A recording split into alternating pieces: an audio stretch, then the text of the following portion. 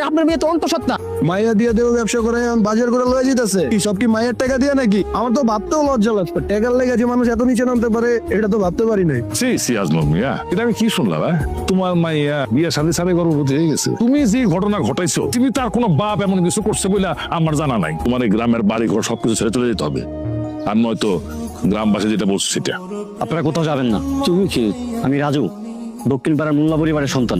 তুমি আমাকে যাইতে বাধা দিতেছো কেন বাপ? কারণ আমি সুমায়াকে ভালোবাসি। সুমায়ের গর্ভে যদি সন্তানও থাকে তাহলে ওকে আমি বিয়ে করবো, আমার কোনো আপত্তি নেই। মেয়ে তো তোমার অনেক বড় হয়ে গেছে দেখি। এবারে এইচএসসি পরীক্ষা দিব, দোয়া করেন।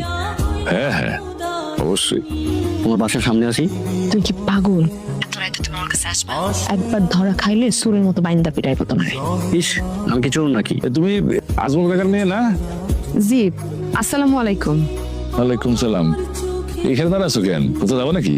আমি বাড়ির দিকে যাইতেছিলাম তো, গাড়ির জন্য অপেক্ষা করতেছি, গাড়ি পাইলে যাব। বাড়ি যাবা? একটু নাম আসো আসো, আমি তোমার নামে দিয়ে যাবো, আসো। না না, আমি গাড়ি পাইলে চলে যাবো, অসুবিধা নেই, একলা যাইতে পারবো। আরে সংকোচ করা কি আছে? আমি তোমাদের বাড়ি দিয়ে যেতেছি, তোমাকে নামাই দিয়া আজমল কাকার সাথে দেখা করে তারপর আমি যাবো। আসো আসো। অবস্থাও একটা জিনিস, এই বয়সে যা খেলা দেখাইলো না। আর বললেন না, মানে এইগুলা যে এত বাড়া বাড়ছে, তবে একটু আমার জন্য দোয়া করলেন আর কি, যাতে আমি আপনাদের এই চুরি চামারটা বন্ধ করতে। চেয়ারম্যান চাইলো আর তুমি তার সাথে চলে গেলা? আমি কি ইচ্ছা করে গেছি? হ্যাঁ, তুমি ইচ্ছা করে গেছো। বাস বাঘের বাচ্চা, পুরুষ মানুষ দুনিয়া বেঁচে থাকতে হইলে বাঘের মতো বাঁচতে হইব, তেলা পোকার মতো বেঁচে থাকে কোনো লাভ নাই। সারাত করে আসিনি?